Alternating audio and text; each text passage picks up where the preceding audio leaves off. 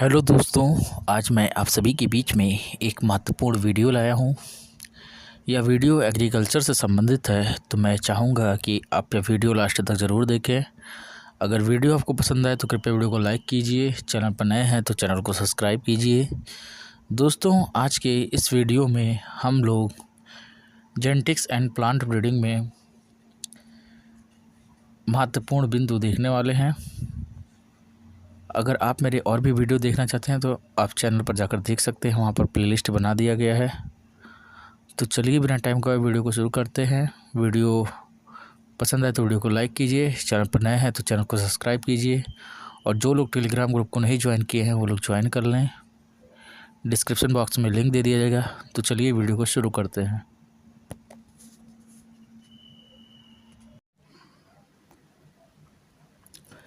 Plant breeding और genetics important point. पादप उत्तक संवर्धन यानी कि प्लांट टिश्यू कल्चर के जनक कौन है? तो जी हैबरलैंड। और वनस्पति विज्ञान यानी कि बॉटनी के पितामह कौन है? तो थियोफेस्टस हैं। प्राणी विज्ञान जूलॉजी के पिता कौन हैं? तो अरस्तु हैं। और आनुवांशिकी यानी कि जेनेटिक्स के जनक कौन हैं? तो जीजे मेंडल हैं, गेगॉर जॉन मेंडल। और सबसे लंबी समसूत्री विभाजन की अवस्था कौन सी है? माइटोटिक जो है फेज कौन सा सबसे लंबी? तो इसमें है प्रोफेज है। और अलगाव यानी कि सेग्रीगेशन किसके दौरान होता है? तो केवल अर्धसूत्री विभाजन के दौरान होता है।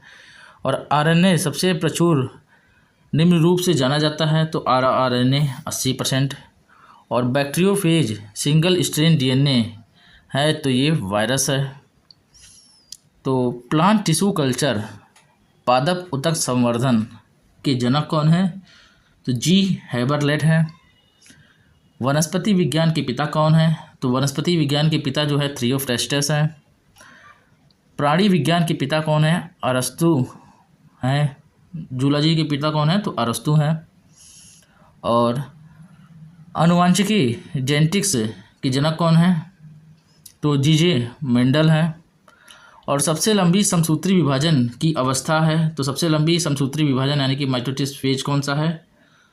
तो प्रोफेज है। और अलगाव किसके दौरान होता है? सेग्रीगेशन किसके दौरान होता है? तो केवल अर्धसूत्री विभाजन के दौरान होता है।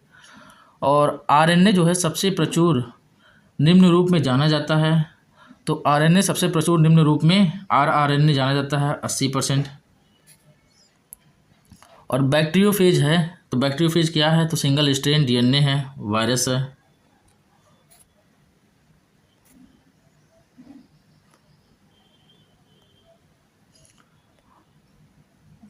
माइटोकॉन्ड्रिया में राइबोसोम्स पाए जाते हैं। तो माइटोकॉन्ड्रिया में किस प्रकार के राइबोसोम्स होते हैं? तो 70S प्रकार के राइबोसोम्स होते हैं। और जीन के वैकल्पिक रूप को इस नाम से जाना जाता है। तो जीन के वैकल्पिक रूप को किस नाम से जाना जाता है? तो एलएल के रूप में जाना जाता है। और ट्रिफ्ट सिस्टी किस फसल में होता है? नर बाध्यपन का एक महत्वपूर्ण स्रोत है, तो सोरघम का है। ट्रिफ्ट सिस्टी किस फसल का जो है नर बांझपन का एक महत्वपूर्ण स्रोत है? तो सोरघम का। बहुधा परपरागित ऑफ्टन क्रॉस पॉलिनेटेड फसलें होती हैं। तो बहुधा होता है परपरागित यानी कि ऑफ्टन क्रॉस पॉलिनेटेड फसल कौन होती है? तो कपास होता है और ज्वार। वंशागत इनहेरिटेंस का सिद्धांत का प्रस्ताव किसने दिया था?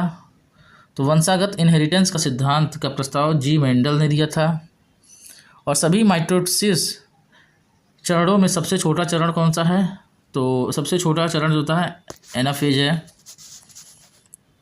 और प्रोटीन संश्लेषण की जगह है, तो प्रोटीन संश्लेषण की जगह कौन सी है? तो राइबोसोम्स है। और जीवन का भौतिक आधार कौन सा है? तो प्रोटोप्लाज्म, जिसको जीव द्रव्य कहते हैं, जीवन का भौतिक आधार है। और प्याज एक संशोधित रूप से है, तो प्याज जो है तना है, मॉडिफाइड फ्रॉम क्या है? तो तना है। और प्याज और लहसुन उदाहरण किसका है? तो बल्ब का है।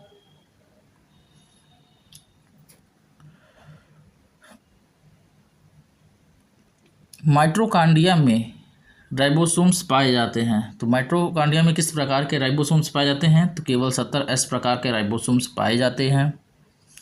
जीन के वैकल्पिक रूप को इस नाम से जाना जाता है, तो किस नाम से जाना जाता है? जीन के वैकल्पिक रूप को किस नाम से जाना जाता है? तो एलेल के रूप में जाना जाता है। ट्रिप्ट सिस्टी किस फसल में नर बांझपन का एक महत्वपूर्ण स्रोत है? तो जो ट्रिप्ट सिस्टी है वो सोरघम का जो है एक महत्वपूर्ण स्रोत है नर बांझपन का। और बहुधा परपरागित ऑफ्टन क्रॉस पॉलिनेटेड फसलें होती हैं। तो बहुधा जो परपरागित फसलें हैं वो कौन सी हैं? तो उसमें कपास आता है, ज्वार आता है। अच्छा, कपास में गिनिंग परसेंट कितना होता है? तो 33% होता है। और रेशे की मोटाई किससे ज्ञात करते हैं? तो नेपियस से मापा जाता है। और वंशागत के सिद्धांत का प्रस्ताव किसने दिया था? तो जी मेंडल ने दिया था। और सभी माइटोसिस चरणों में सबसे छोटा चरण कौन सा है? तो एनाफेज है। और प्रोटीन संश्लेषण की जगह है, तो प्रोटीन संश्लेषण की जगह कौन सी है? राइबोसोम्स है। और जीवद्रव्य मतलब कहने का तात्पर्य जीवद्रव्य जीवन का भौतिक आधार है। तो जीवन का भौतिक आधार कौन है? तो प्रोटोप्लाज्म है। प्रोटोप्लाज्म को ही जीवद्रव्य कहते हैं। और प्याज की एक संशोधित रूप है तो क्या है? तो तना है। उसके बाद प्याज और लहसुन, इसका उदाहरण क्या है? तो बल्ब का है। प्याज और लहसुन किसका उदाहरण है? तो बल्ब का उदाहरण है।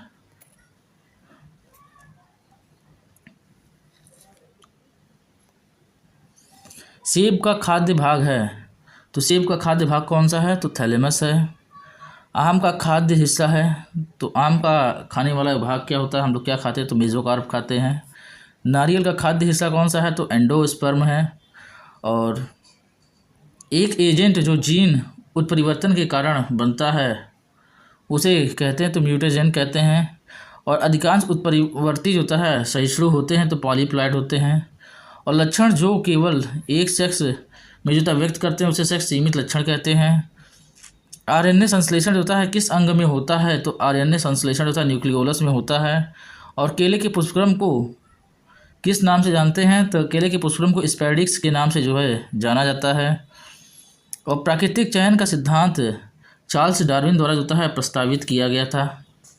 तो सेब का खाद्य भाग है, सेब का खाद्य भाग कौन सा है? तो थैलेमस है। आम का खाद्य हिस्सा है, तो आम का खाद्य हिस्सा कौन सा? मेसोकार्प है। नारियल का खाद्य हिस्सा है, तो नारियल का खाद्य हिस्सा कौन सा है? एंडोस्पर्म है। और एक एजेंट जो जीन उत्परिवर्तन का कारण बनता है उसे कहा जाता है, तो उसे म्यूटेजेंट कहते हैं। और अधिकांश उत्परिवर्ती सहिष्णु होते हैं किस चीज़ में? तो पॉलीप्लाइडी होता है होते हैं। और लक्षण जो केवल एक सेक्स में जो होता है व्यक्त करते हैं तो उसे सेक्स सीमित लक्षण कहते हैं। और आरएनए संश्लेषण होता है किस अंग में होता है? तो आरएनए का जो संश्लेषण है वो न्यूक्लियोलस में होता है। और केले का पुष्पक्रम है तो स्पैडिक्स नाम से जाना जाता है। और प्राकृतिक चयन का सिद्धांत चार्ल्स डार्विन द्वारा जो था प्रस्तावित किया गया था।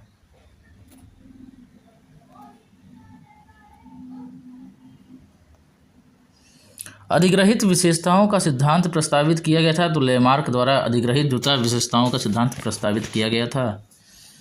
और एक जीन जो एक से अधिक लक्षणों को प्रभावित करने वाले के रूप में जाना जाता है कौन सा है? तो प्लियोट्रॉफी आता है।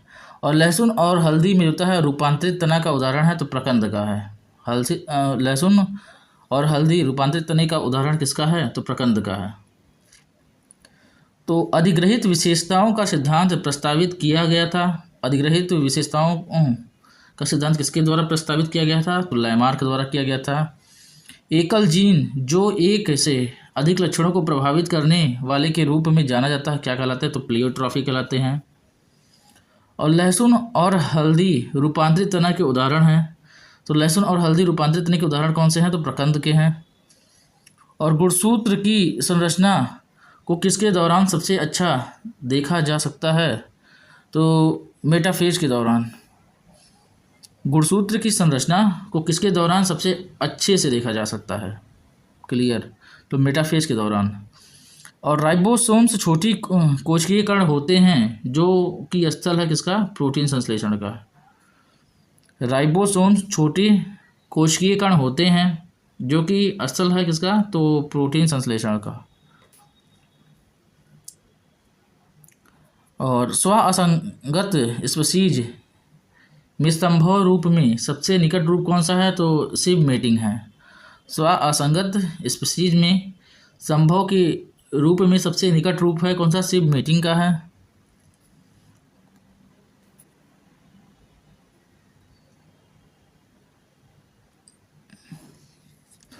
और गुणसूत्र का एक्सचेंज क्रॉसिंग ओवर किस अवस्था में होता है? तो पैचेटीन है।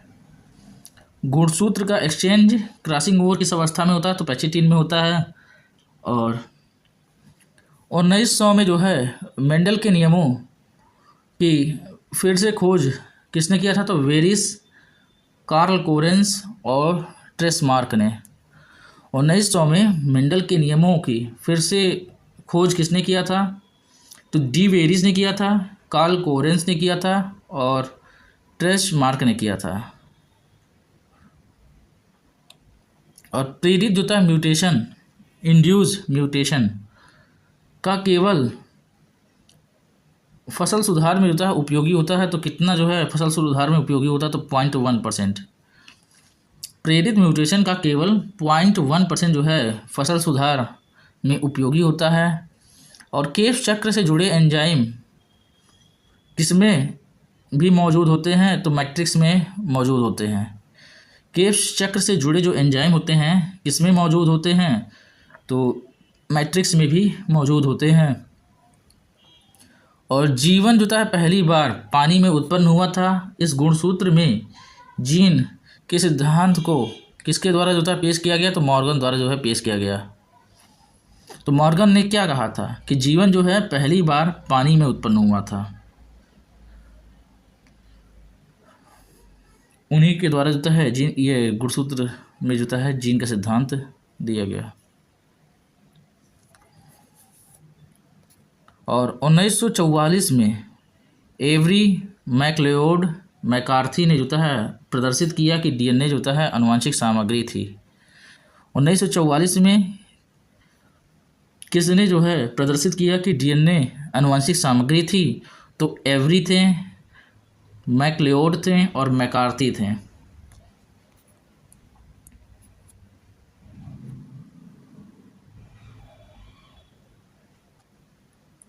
और कैम पौधों में जो है वाष्पोत्सर्जन नगण्य होता है क्योंकि वो रंध्र जो है दिन के दौरान बंद रहते हैं।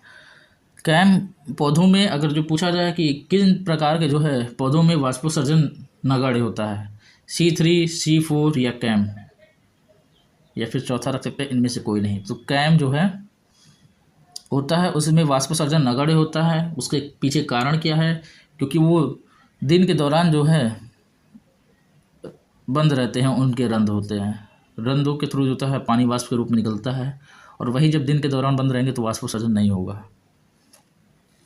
और प्रोकैरियोटिक्स के उदाहरण कौन से हैं? तो माइक्रोप्लाज्मा है, बैक्टीरिया है, ब्लू ग्रीन शैवाल आदि की कोशिकाएं हैं।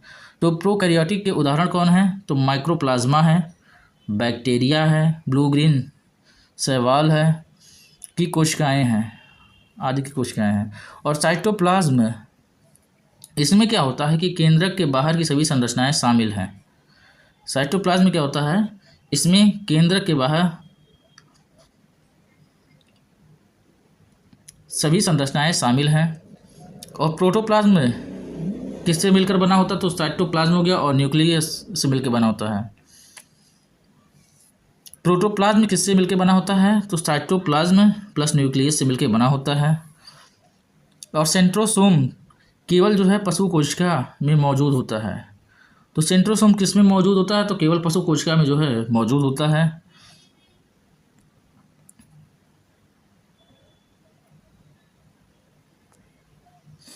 आसन्न कोशिकाओं के बीच पौधे में छिद्र को छोड़ दिया जाता है जिससे प्लाज्मोडेस्मा दो कोशिकाओं के बीच धागा सदृश आस्तर प्लास्टोडेमाटा के रूप में जाना जाता है। तो आसन्न कोशिकाओं के बीच पौधे में क्या होता है, छिद्र छोड़ दिया जाता है, जिससे क्या होता है कि प्लाज्मोडेस्मा और दो कोशिकाओं के बीच धागा सदृश आस्तर प्लाज्मोडेस्माटा के रूप में जाना जाता है। और भारत में पैदा होने वाले प्राकृतिक ऑटोटेट्राप्लाइड की एक सामान्य फसल है, तो कौन सी है, आलू है, सोलेनम ट्यूबरोसम। तो भारत में पैदा होने वाले प्राकृतिक ऑटोटेट्राप्लॉइड्स की एक सामान्य फसल है, तो कौन सी है, आलू है, सोलेनम ट्यूबरोसम, साइंटिफिक नेम आलू का। और कवक की कोशिका भित्ति मुख्य रूप से बनी होती है, तो जो कवक होता है उसकी कोशिका भित्ति मुख्य रूप से किसकी बनी होती है, तो काइटिन की बनी होती है। तो कवक की कोशिका भित्ति मुख्य रूप से बनी होती है किसकी, तो काइटिन की बनी होती है।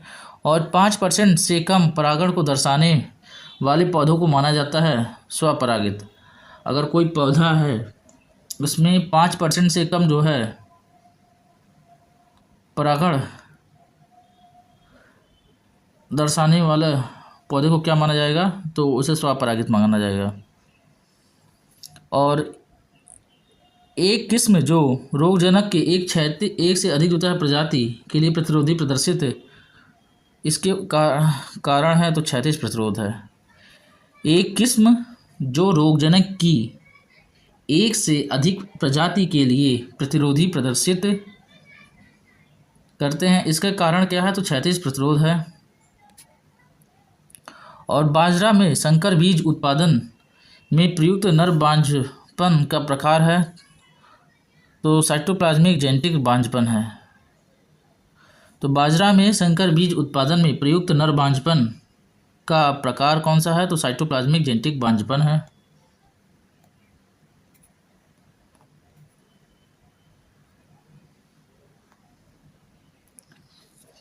यदि युग्मक उपजाऊ है लेकिन बीज का उत्पादन अधिक नहीं किया जाता है, तो इसे क्या कहते हैं, मतलब किसके कारण यह होता है, तो सेल्फ इनकम्पैटिबिलिटी के कारण होता है। यदि युग्मक जो है उपजाऊ है लेकिन बीज उत्पादन नहीं किया जाता है, ऐसा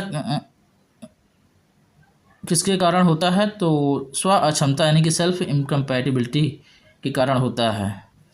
नर एवं मादा दोनों प्रकार के प्रजनन अंग एक ही सजीव में उपस्थित होना हेमोफ्रोडाइट के रूप में जाना जाता है।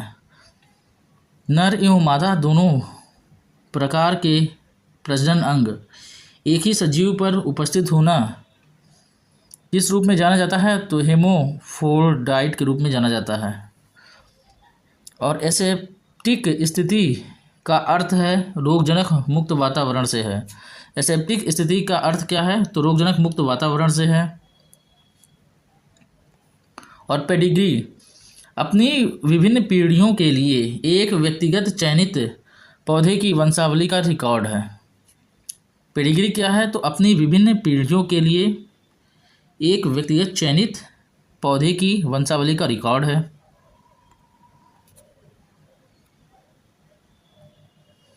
और दो विभिन्न प्रकार की किस्मों या पगजातियों के बीच संकरण कहलाता है, तो अंतर प्रजाति कहलाता है, इंटर स्पेसिफिक संकरण।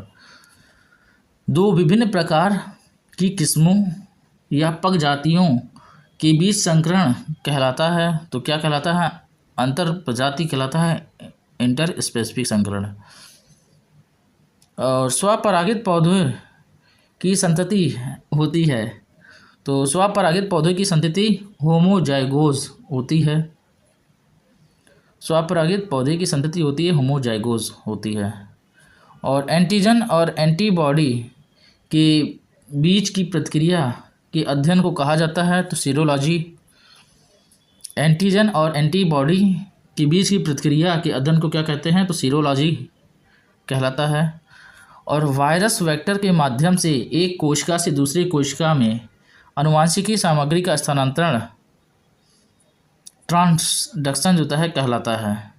कोई वायरस है, वायरस का वेक्टर है, नहीं देखो कोई वायरस है वेक्टर के माध्यम से एक कोशिका से दूसरी कोशिका में आनुवांशिक सामग्री जेनेटिक मटेरियल को होता है स्थानांतरित करता है तो क्या कहलाता है, वो ट्रांसडक्शन कहलाता है। और NaOH सोडियम हाइड्रोक्साइड परीक्षण के लिए उपयोग किया जाता है तो गेहूं के करनाल बंट, सड़ी हुई मछली से बदबू आने वाले गेहूं के करनाल बंट।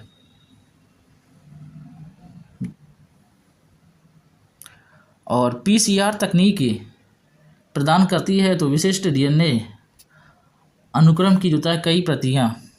PCR तकनीक प्रदान करती है तो क्या प्रदान करती है, तो विशिष्ट DNA अनुक्रम की कई प्रतियां प्रदान करती है।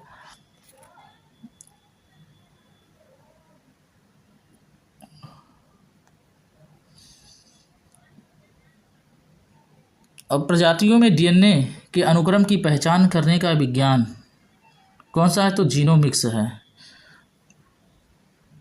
प्रजातियों में DNA के अनुक्रम की पहचान करने का विज्ञान कौन सा है, तो जीनोमिक्स है। ऑटोट्रिप्लॉइडी किस में पाया जाता है, तो ऑटोट्रिप्लॉइडी जो है केला में पाया जाता है। ऑटोट्रिप्लॉइडी किस में पाया जाता है, तो केले में पाया जाता है। यदि निषेचन के बिना फल का विकास प्रक्रिया हो तो कहा क्या जाता है, पार्थेनोकॉपी। ये बहुत इंपॉर्टेंट पॉइंट है, कई जगह आया हुआ है। यदि निषेचन के बिना फल का विकास की प्रक्रिया हो तो क्या कहलाता है, पार्थेनोकॉपी कहलाता है। और अपने माता पिता में से जो था हाइब्रिड संतान की बार बार क्रॉसिंग कहलाता है तो बैक क्रॉस कहलाता है। अपने माता पिता में से हाइब्रिड संतान की बार बार क्रॉसिंग कहलाता क्या है, तो बैक क्रॉस कहलाता है। और TIF23A और कॉफिर 60 क्रमशः जो है बाजरा ज्वार में नर बांझपन के लिए जो है महत्वपूर्ण स्रोत है। TIF23A जो था बाजरा और कॉफिर 60 जो था ज्वार में जो था नर बांझपन के लिए महत्वपूर्ण स्रोत है। TIF23A और कॉफिर 60 किसके नर बांझपन के लिए महत्वपूर्ण स्रोत है, तो क्रमशः जो है बाजरा और ज्वार। एथिडियम ब्रोमाइड बाजरा और जौ में जो है साइटोप्लाज्मिक नर बांझपन को प्रेरित करने के लिए प्रभावी पाया गया है। एथिडियम ब्रोमाइड जो है बाजरा और ज्वार में साइटोप्लाज्मिक नर बांझपन के लिए प्रेरित करने के लिए प्रभावी पाया गया है। अगर पूछा जाए बाजरा और जौ में साइटोप्लाज्मिक नर बांझपन के लिए प्रेरित करने में कौन पाया गया है, तो एथिडियम ब्रोमाइड। तो दोस्तों ये था आज का वीडियो। अगर वीडियो आपको पसंद आए तो कृपया वीडियो को लाइक कीजिए। अगर चैनल पर नए हैं तो चैनल को सब्सक्राइब कीजिए। मिलते हैं हम आपसे अगले वीडियो में, तब तक के लिए टाटा बाय बाय।